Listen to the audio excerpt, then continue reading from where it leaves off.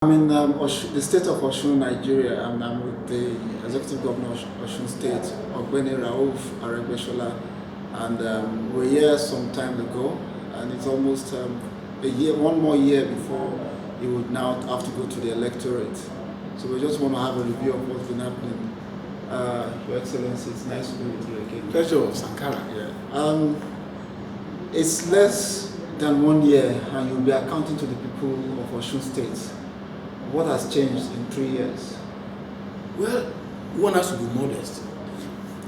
I want to leave my own assessment, naturally, to others outside me. But since you asked the question, and I have no place to hide, I must tell you, by my own assessment, the greatest change is in the value of the people.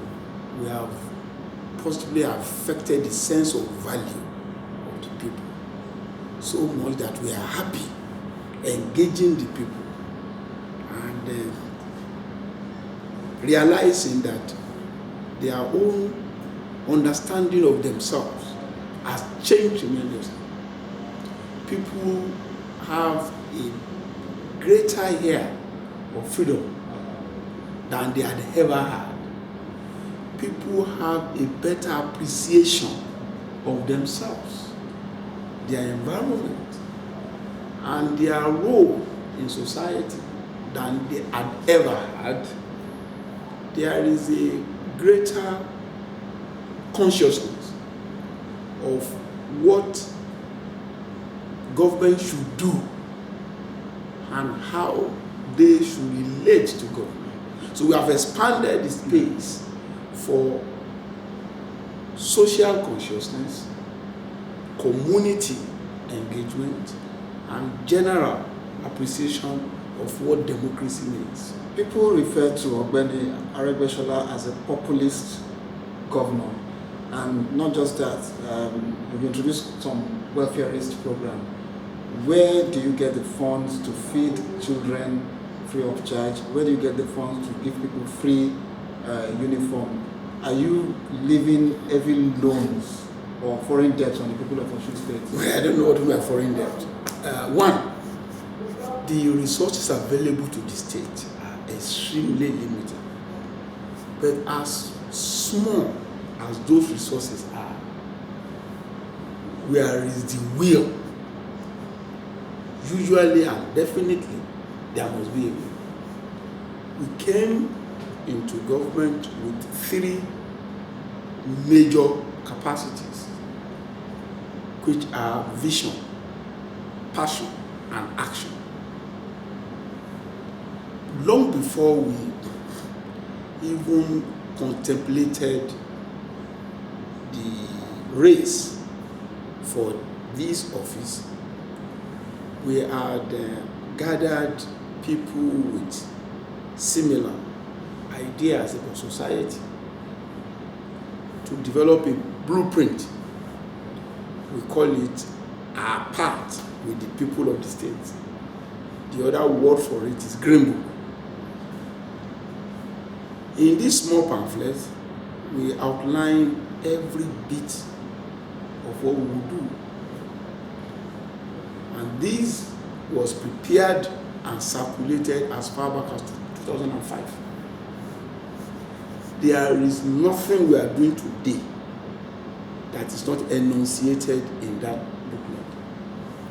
So, having a program and being loyal to that program and packed with the people, it is not difficult to always find the means to prosecute policies, programs, and projects that are targeted at lifting up the people from the terrible condition they were to where the resources can keep them now and still work on expanding more resources to further lift them up.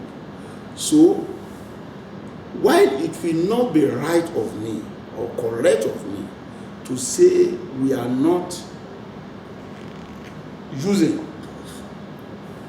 funds that are not presently available. We are doing that within the limit of financial regulation that all the laws of Nigeria permit. Okay, but the internally generated revenue from when you took over office and now, has it increased or decreased? Tremendously.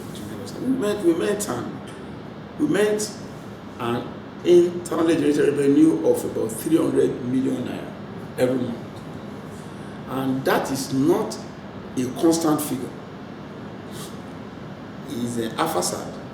It could be as high as that, which was the highest, and it could be as low as 180. But we met a maximum monthly internally generated revenue of about 300 million. And how much is it? We have grown it progressively to 1.6 billion naira. So the internally generated revenue of the state has been increased to 1.6 billion on a monthly basis. And we don't believe that is our capacity. As a matter of fact, this year, the budget for next year, we are almost rounding up.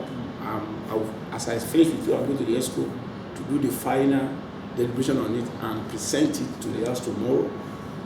It's predicated on a new approach to enterprise development. And if we succeed as we intend to, we are targeting a revenue base of about 5 billion naira per month. First, you were accused of trying to Islamize Osun State. And rather than you be faced with that accusation, you also introduced the celebration of Ifa. Are you just trying to provoke your opponent, or is this something you fundamentally believe in terms of the celebration of both the traditional and... No, first of all, from my background, I'm a liberal. I'm at best, let me say better. I'm at best a liberal. But from other consideration, I'm a leftist. If those categorizations have any meaning, it is that it will be odd and quite out of tune with my professed political leaning not to give freedom total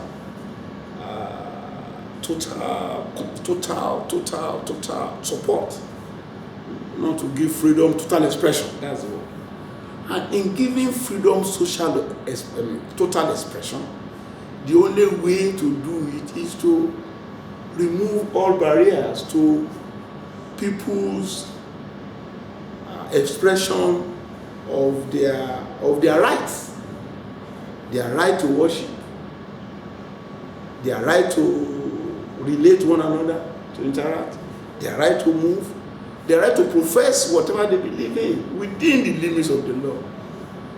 The Nigerian Constitution, in section 38, subsection 2, emphatically states that no child must be denied the expression of the appearance, religious, not even belief, religious acts, religious manifestations, religious desires, for whatever reason. Around that, whether 732 of that constitution again says that the right to hold a belief is not only inalienable, it is fundamental, that nobody must toy with your right to have any belief you so desire. As you have the right to hold your belief, so also do the others have belief. So look, and believing or knowing too that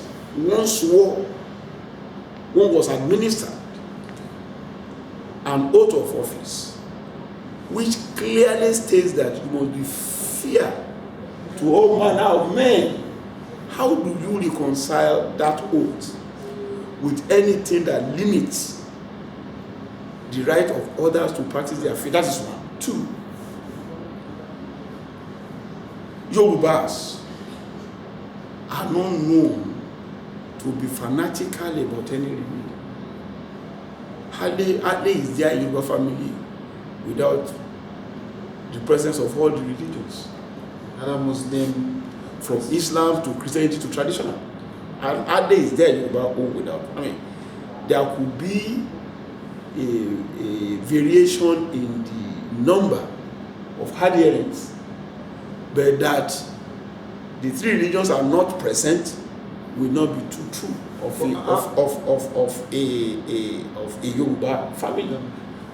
Therefore, that previous administrations, not just one, had shied away from recognizing traditional religion must not be an excuse for one to continue the oppression of such to continue the oppression of traditional religion worshippers. Well, you're not taking a political risk here. There will be people who would think, if some Muslims would think, but he's encouraging traditional worshippers, we won't vote for him in the next election. In the first instance, you must first of all realize the cultural milieu we are in. Yorubas are not visited on religion. Spiritual matters in Yoruba land is private. Spiritual matters in Yoruba land are private and quite individualistic. Yoruba people are not fastidious on your political persuasions. Yorubas believe that on matters of religion, everybody has the right to profess whatever they want. Unlike other places where there is this unusual allegiance to one religion over the other. But that's the cultural one. The third and most fundamental is the fact that when you are talking of civilization, what is civilization? Civilization, as well as religion itself, is about accommodation and tolerance. Any religion that fails to accommodate the views of others, tolerate them, cannot be said to be a religion from God or of God. Let me ask you. God in all his manifestations, from Buddhism to Hinduism, from Taoism to Judaism to Christianity to Islam and our own traditional religion, is love. It's love. So if love is the fundamental of faith, how then do you reconcile the hate, the violence, and the intolerance that are now the basis of relationship? So what we are trying to do here is to emphasize the need for all to see the other as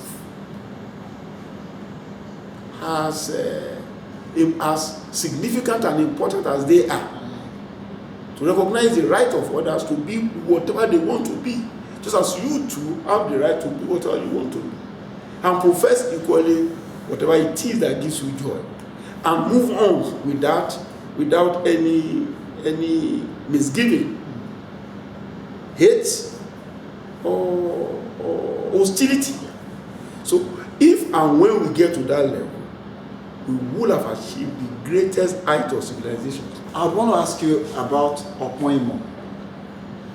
Okonjo-Iweala described it as revolutionary. Quite a number of international agencies are commending you for it. Let me first ask you, how did that idea come to you?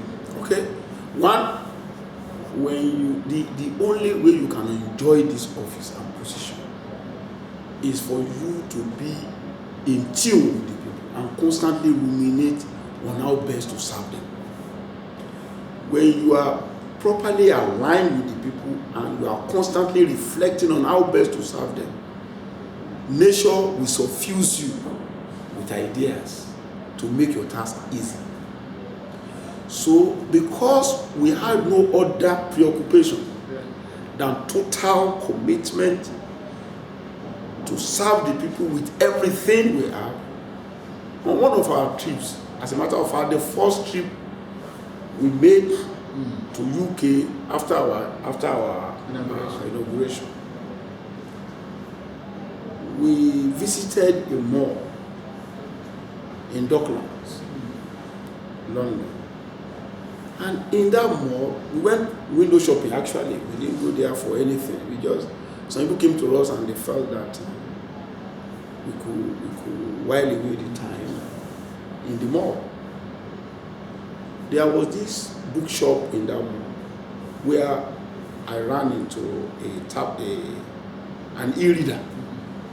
This e-reader had about 10 books in all, which by the level of technology at that time, and I'm talking of 2011, was quite large for an e-reader. And one of us just hinted that if a device like this could have as many as 10 books, could we not adapt it for education? And that was the inspiration I needed. So after leaving the mall, from that encounter, I called one of my PAs, who is a computer expert, to consider the comment made by that man. Soon after that engagement, had cause to be in India, and I went to Bangalore. Bangalore is the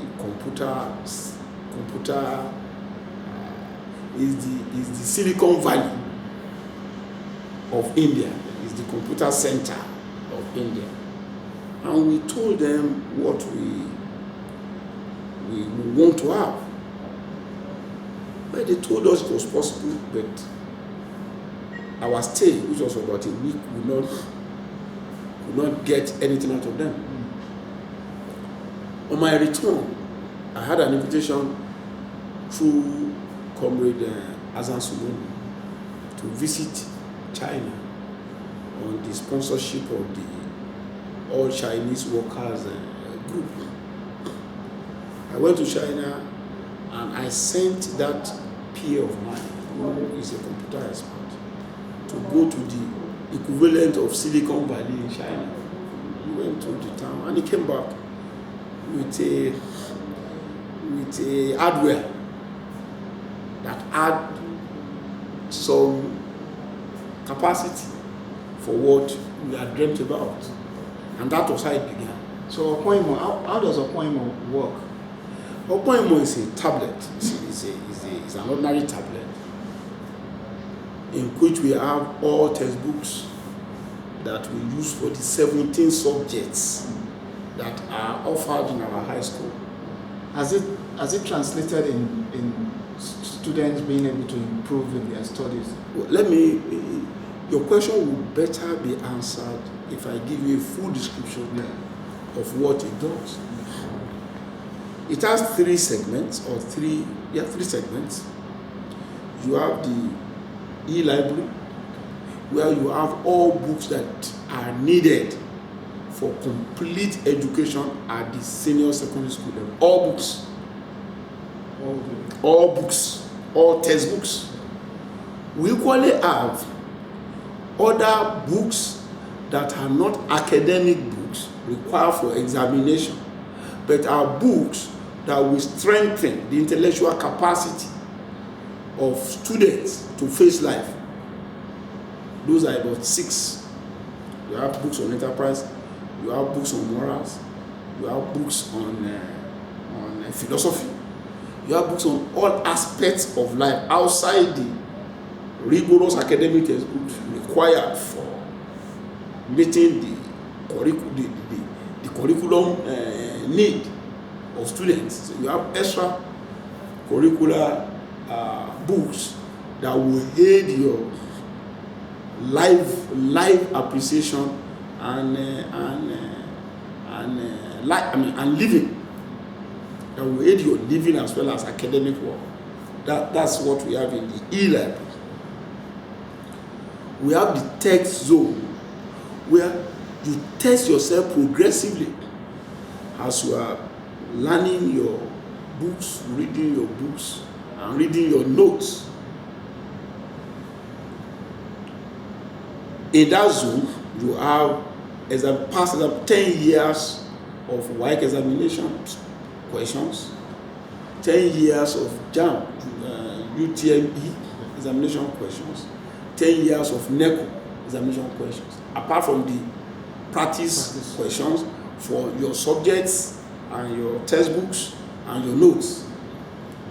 The third segment is the virtual classroom, where you have the opportunity of your teacher teaching you lessons as you are supposed to be taught in your classroom. Are they sold to the students? I'll come to that. Let's first explain how this thing works. We call this the virtual classroom, which is very close to tutorial. It's a tutorial segment where if you read any aspect of your textbook and you are not fully briefed, you are not fully into what that textbook is saying, you can, at the press of a button, go to where your teacher will have to elaborate more on what you have read that is not properly explained. So that is the tutorial section. And you can as well equally, after the two tests, your appreciation, your comprehension rather, of what you have read, to be sure. That's practice question. And if you now want to test how the three approaches have helped you understand fully what you have learned, you test yourself further through the past questions that you have. Of course, the device weighs 1.1 kilogram, which means that the need for students to carry loads of book is eliminated, and we give to our students without cost. How do you, the first question is, what is your plan in terms of sustainability? And just in case if anyone else takes over government, maybe in 2019 or whenever, they won't just dismiss it. And then two, you're not unaware of the controversy surrounding the appointment, people accusing your son of being the main profiteer in terms of several billions of naira. So I laugh at that. Has it come to your attention? I've read about it. Well, the accusations largely are due to ignorance of how what we have came about. Should that not be, then mischief might be the basis. Why I would rather argue to ignorance is that since we explained circumstances surrounding appointment, I have not had any of such allegations anymore. But I will, for the purpose of this interview, explain. In the first instance, if money, if fraud and self-enrichment are the objectives for bringing about appointment, then appointment should not even be at all, because it's easier to make money buying books through supplier than to now eliminate purchase of hard copies of books and put up the books in a device that accommodates all. I hope you understand that. The reason for the hoopla, when I say hoopla, I mean the outcry on the possibility of anybody, whether my son or anybody, using appointment as an excuse for self-enrichment is a statement we made in good faith, which some people, for whatever reason, misconstrued. What was the statement? At about the time that appointment was finalized, because it took time, people must never assume that we got into this level by just thinking alone, no, or by the snap of a finger, no. It took a long time and a lot of effort to produce that device that is so total in his capacity to meet educational needs at the topmost level of basic education. It was not just a matter of snapping a finger. No, it wasn't. However, regardless of how it came about, the fact is that Offem-oke, by his concept and delivery, saves the state, and that was what led to this outcry. Minimally 8 billion naira from buying of investment in books purchased. So when that was said, the ignorant commentators, who I would not want to call mischievous commentators, for us to have saved the state that money, we would have made it. And they are not the same. Does the state even have 8 billion naira it can invest? Because the answer is no. If no state in Nigeria has the capacity to invest 8 billion on book purchase, if there is a state with that capacity, definitely we will have seen states supplying all the textbooks required by students at that level of education. But we said that we have here all books, it's a mobile library, all books that is required for high school studies in Nigeria, all, not some, all books. It was the number of books that we have that we now converted to hard copy should we want to purchase it, that led to this stock of 8 billion naira.